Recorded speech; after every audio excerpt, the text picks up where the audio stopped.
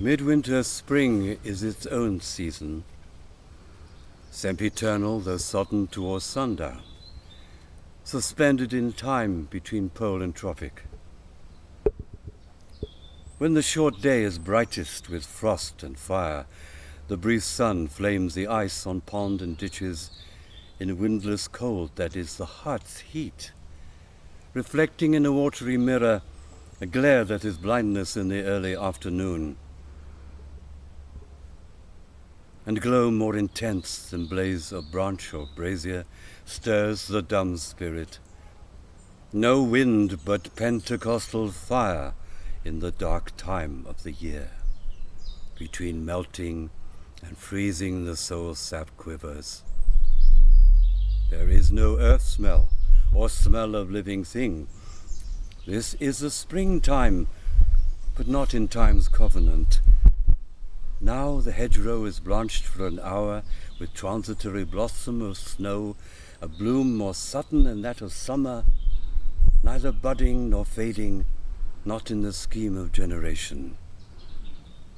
Where is the summer? The unimaginable zero summer.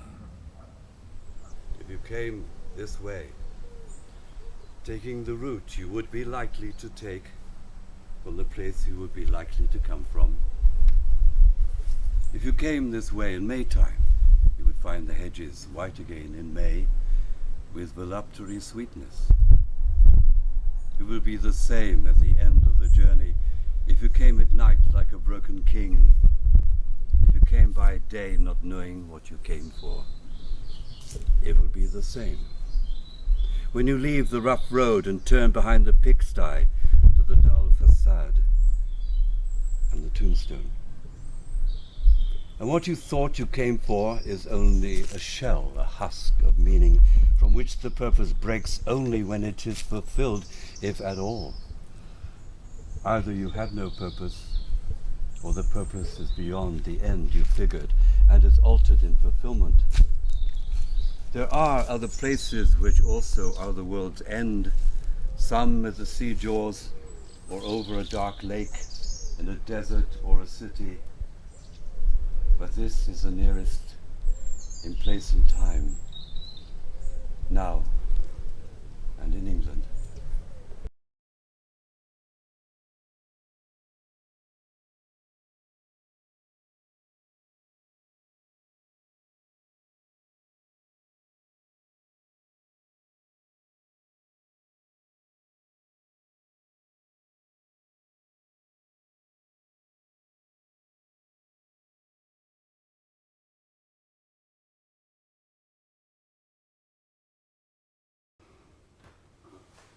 If you came this way, taking any route, starting from anywhere, at any time or at any season, it would always be the same. You would have to put off sense and notion. You are not here to verify, instruct yourself, or inform curiosity, or carry report. You are here to kneel where prayer has been valid. And prayer is more than an order of words, the conscious occupation of the praying mind, or the sound of the voice praying. And what the dead had no speech for when living, they can tell you being dead. The communication of the dead is tongued with fire beyond the language of the living. Here, the intersection of the timeless moment is England and nowhere, never and always.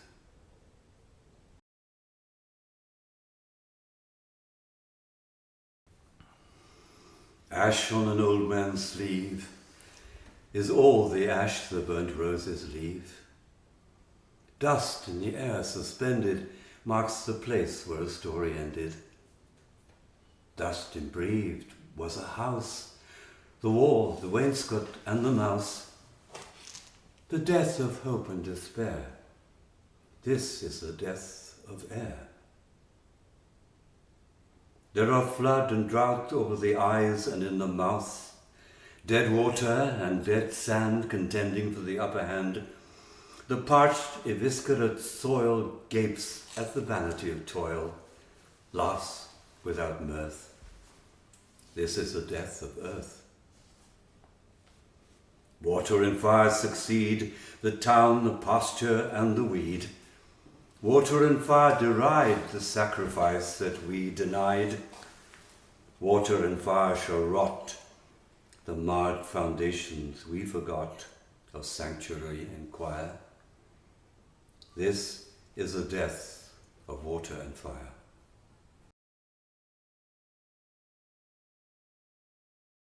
The dove descending breaks the air with flame of incandescent terror, of which the tongues declare the one discharge from sin and error. The only hope, or else despair, lies in the choice of pyre or pyre, to be redeemed from fire by fire. Who then divides the torment?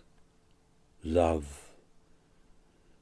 Love is the unfamiliar name behind the hands that wove the intolerable shirt of flame which human power cannot remove. We only live, only suspire, consumed by either fire or fire.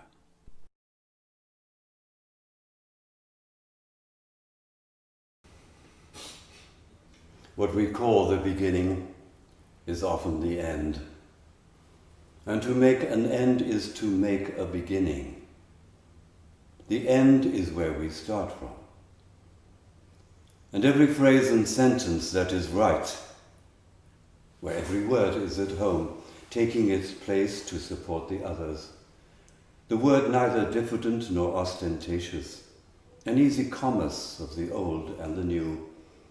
The common word exact without vulgarity, the formal word precise but not pedantic. The complete concert, dancing together. Every phrase and every sentence is an end and a beginning. Every poem and epitaph and any action is a step to the block, to the fire, down the sea's throat or to an illegible stone. And that is where we start. We die with the dying. See, they depart, and we go with them. We are born with the dead. See, they return and bring us with them. The moment of the rose and the moment of the yew tree are of equal duration. A people without history is not redeemed from time, for history is a pattern of timeless moments. So, while the light fails on a winter's afternoon in a secluded chapel, history is now, and England. With the drawing of this love and the voice of this calling, we shall not cease from exploration. And the end of all our exploring will be to arrive where we started and know the place for the first time.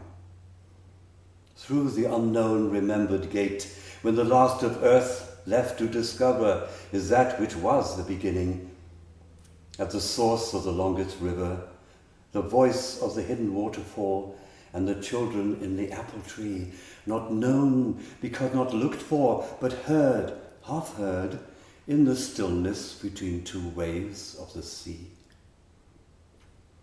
Quick now, here, now, always, a condition of complete simplicity, but costing not less than everything. And all shall be well, and all manner of things shall be well, when the tongues of flame are enfolded into the crown knot of fire, and the fire and the rose are one.